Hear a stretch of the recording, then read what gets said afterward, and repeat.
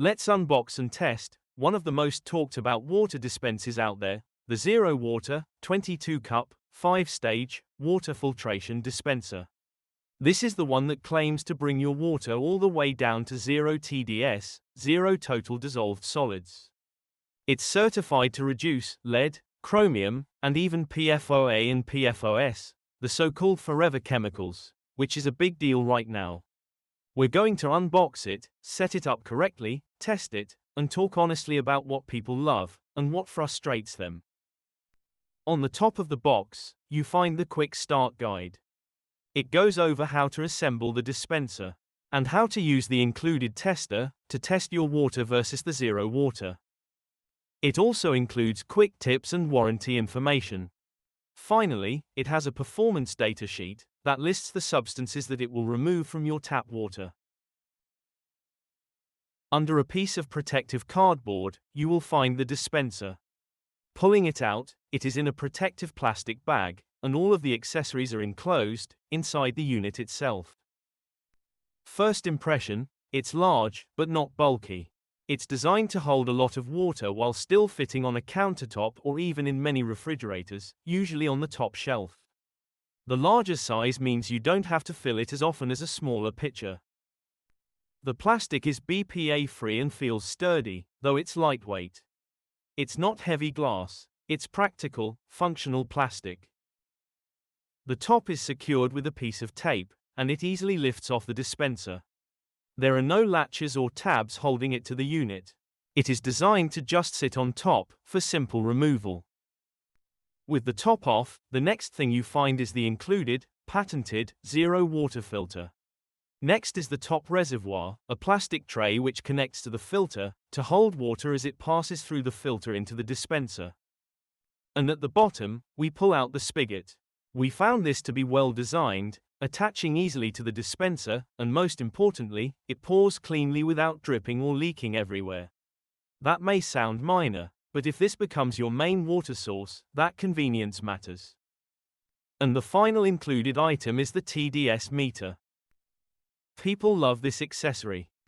It allows you to test your water to see how much TDS is present, and also lets you know when you need to change filters. Most municipal water will start somewhere between 80 to 300 ppm before filtration. After filtration, your water will read 0 ppm. And ZeroWater recommends you replace the filter each time it reaches 6 ppm or more. Now, let's put this thing together and run some water. Assembly is easy. You merely align the spigot in the right direction, and push it in place until it clicks. The rubber O-ring keeps everything watertight. The spigot is easy to use, and makes dispensing water simple.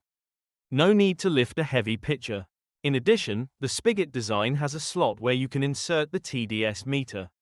This allows you to measure TDS as you dispense water, to ensure the filter is still working properly. It also is a great way to store it, so you don't lose it in a drawer. We'll next unwrap the filter to get it ready for installation. This is the core component that does the real work in this system. It's a 5-stage ion exchange water filter, designed to reduce virtually all dissolved solids from tap water, far more than standard 2-stage carbon filters included with other water filtration dispensers. It comes with a protective plastic seal or film that you peel off before use. We did find it a bit finicky to peel off, so we had to remove it in parts.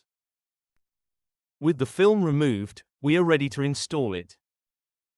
Before use, and recommended with each filter replacement, you should clean the dispenser and all of its parts with warm water, using a mild soap.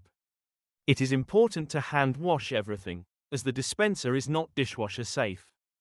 High heat can warp the plastic and compromise the seals. Once thoroughly washed, we rinsed out the container, and also ran water through the spigot to remove all of the soap.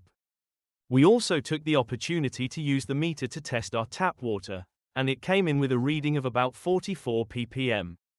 Finally, before installation, you should rinse the exterior of your filter with warm water for 30 seconds. Once that is all done, you install the filter by screwing it into the bottom of the top reservoir component. This is important. It is not a drop-in filter like other filtered water dispensers. This one needs to be screwed in securely to make a watertight seal around the blue O-ring. If it leaks around the seal, non-filtered water will flow into the main compartment of the dispenser. Once completed, it merely drops into the dispenser, and you fill the top reservoir with water, letting it flow through into the main compartment. With a new filter, you should fill the top reservoir twice with cool water and then drain it. This will flush out the filter and prime the ion exchange resin. As we do this, we'll zoom in, and you will see what is the biggest complaint about this system. The water flow is super slow through the filter. Because it's doing deeper filtration, it filters much slower than basic pitchers. That's the trade-off: more filtration, less speed. We also found it to get more easily clogged while filtering. If it does, you have to shake the filter a bit to loosen the clog. With the filter flushed and primed, everything is ready for use. Running some filtered water through the system, we can look at the TDS meter and see our water is 0 ppm. This is why people switch. You get measurable proof that dissolved solids are removed, over a 99% reduction. We even ran a test using bottled spring water. Putting the meter in a glass, the bottled water still came in at about 27 ppm.